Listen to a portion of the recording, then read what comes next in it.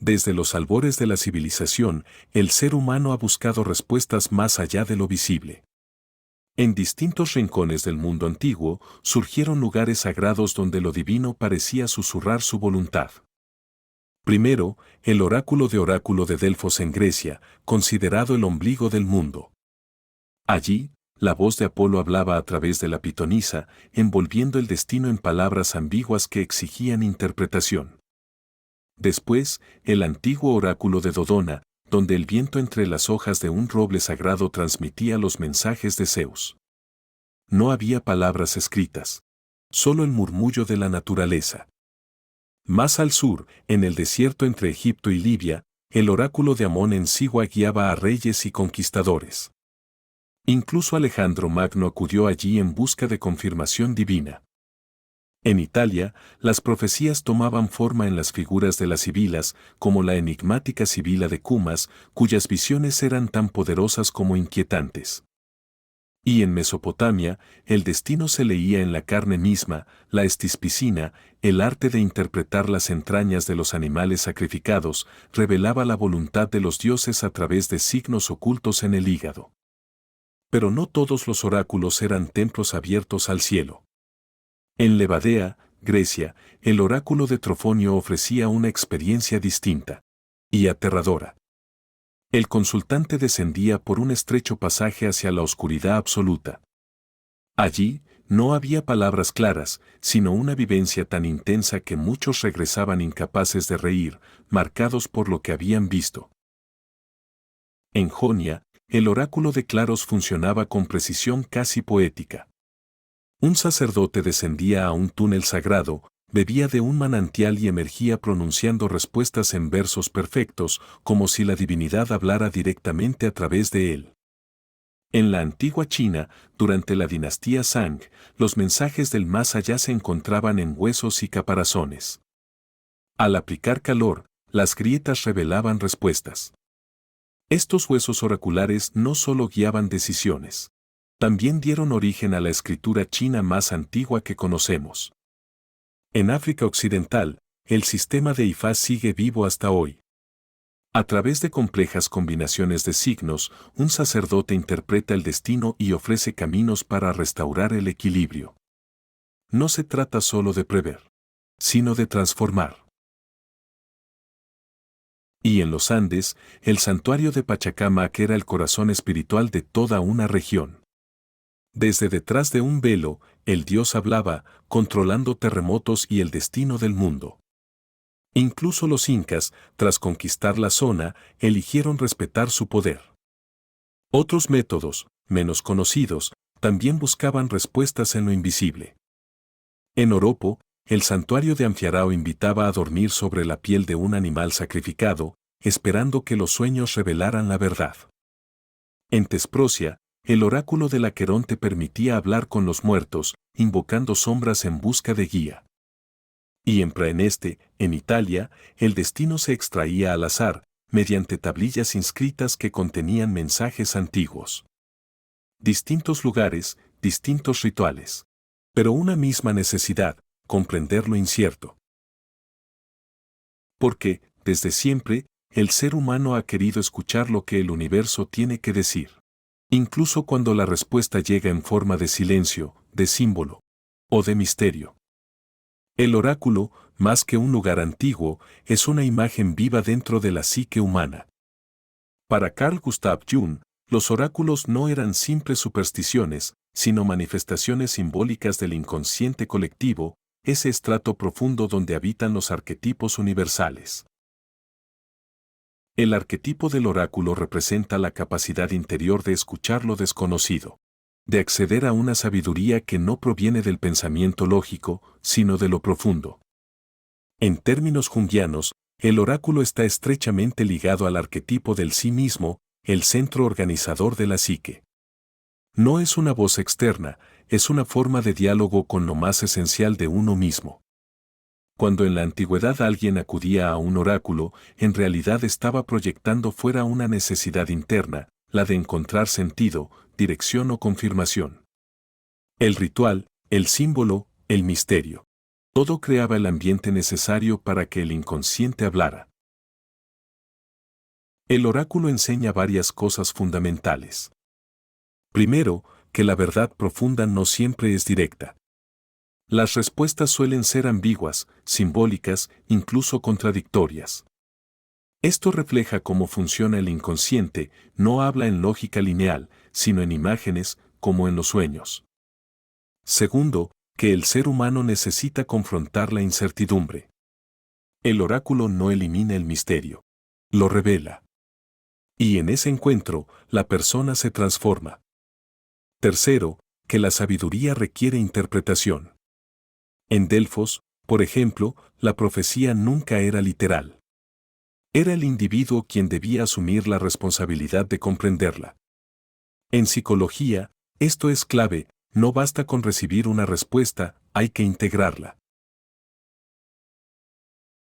Cuarto, que el oráculo también advierte sobre el peligro de proyectar demasiado poder fuera de uno mismo. Jung insistía en que el verdadero trabajo psicológico consiste en retirar esas proyecciones y reconocer que esa voz es interna. En este sentido, el oráculo es un símbolo del proceso de individuación, el camino hacia la integración de todas las partes de la psique. Consultar un oráculo, en lenguaje moderno, sería como interpretar un sueño, hacer introspección profunda o incluso crear arte. Es abrir un espacio donde lo desconocido puede emerger. Pero hay algo más. El oráculo también encarna una tensión, el deseo de certeza frente a la realidad del misterio. Y Jung no buscaba eliminar esa tensión, sino hacerla consciente. Porque al final, el verdadero oráculo no predice el futuro. Revela quién eres frente a él. El vínculo entre el oráculo y el espejo no es casual. Es profundamente simbólico. Para Carl Gustav Jung, ambos representan un mismo movimiento interior, el intento de verse a uno mismo más allá de la superficie. El oráculo habla. El espejo muestra. Pero en el fondo, los dos revelan. Un espejo no inventa nada. Solo devuelve una imagen. Sin embargo, esa imagen nunca es completamente objetiva, está atravesada por lo que sentimos, por lo que tememos, por lo que evitamos ver. De la misma forma, el oráculo no impone un destino. Refleja un estado interno. Cuando alguien acudía a un oráculo, llevaba consigo una pregunta, pero también una carga emocional, un conflicto, una duda. La respuesta, muchas veces ambigua, funcionaba como un espejo simbólico, obligaba a la persona a verse desde otro ángulo. El espejo, en términos junguianos, puede vincularse con el encuentro con la sombra, esa parte de nosotros que no queremos reconocer. Y el oráculo, con su lenguaje enigmático, muchas veces apunta precisamente hacia ahí, hacia lo que no queremos mirar directamente. Por eso ambos pueden incomodar. El espejo puede mostrar lo que negamos. El oráculo puede decir lo que no queremos escuchar. Pero también hay otra dimensión. El espejo invierte la imagen. Lo que ves no es exactamente como eres, sino una versión reflejada. Así también el oráculo, sus respuestas no son literales, son invertidas, simbólicas, desplazadas. Exigen un trabajo interno para ser comprendidas. En este sentido, tanto el espejo como el oráculo son herramientas de autoconocimiento. No te dicen qué hacer de forma directa. Te obligan a participar. Te colocan frente a ti mismo. Y ahí aparece algo importante, el riesgo de la ilusión. Un espejo puede engañar si la luz es incorrecta, si el ángulo distorsiona. Un oráculo puede ser malinterpretado si el ego interviene demasiado. Jung advertía que cuando proyectamos demasiado en estos símbolos, dejamos de vernos. Y empezamos a ver lo que queremos ver. Por eso, el verdadero aprendizaje no está en el objeto, ni en el oráculo ni en el espejo, sino en la relación que tenemos con él. Ambos son umbrales. No hacia el futuro, sino hacia la conciencia. Porque al final, mirar un espejo o consultar un oráculo es el mismo acto en esencia. Intentar descubrir algo que ya está dentro, pero que aún no hemos tenido el valor de ver. El vínculo entre el oráculo y el espejo alcanza su punto más profundo cuando se cruza con una idea central de Friedrich Nietzsche. No hay una verdad absoluta esperando ser descubierta. Hay una verdad que se construye al tener el valor de mirarse. Para Nietzsche, el ser humano no debe buscar respuestas definitivas fuera de sí, sino crear sentido desde su propia existencia. En ese contexto, el oráculo deja de ser una voz divina que dicta el destino, y se convierte en un desafío. No te dice quién eres. Te obliga a decidirlo. Y el espejo, no solo refleja lo que hay, sino lo que estás dispuesto a afirmar o rechazar. Aquí aparece una tensión poderosa. El oráculo, como símbolo antiguo, sugiere que hay un orden oculto, un destino que puede ser interpretado.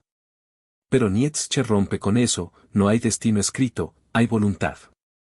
Así, el encuentro con el oráculo ya no es sumisión, es confrontación. Y el espejo deja de ser un simple reflejo, para convertirse en una prueba. Porque no basta con mirar. Hay que sostener la mirada. Hay que aceptar incluso aquello que incomoda, que fragmenta, que contradice la imagen que uno quiere tener de sí mismo. Nietzsche lo diría de otra forma: quien mira hacia adentro debe estar preparado para no encontrar certezas, sino fuerzas en conflicto. En ese sentido, el oráculo y el espejo dejan de ser fuentes de respuesta y se transforman en instrumentos de transformación. No revelan un camino seguro. Exigen una postura. Exigen asumir la responsabilidad de lo que uno ve y de lo que uno decide hacer con eso.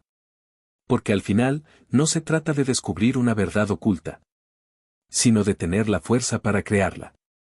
Y en ese acto, el ser humano deja de ser un consultante. Y se convierte en el autor de su propio destino. Porque no basta con mirar. Hay que sostener la mirada.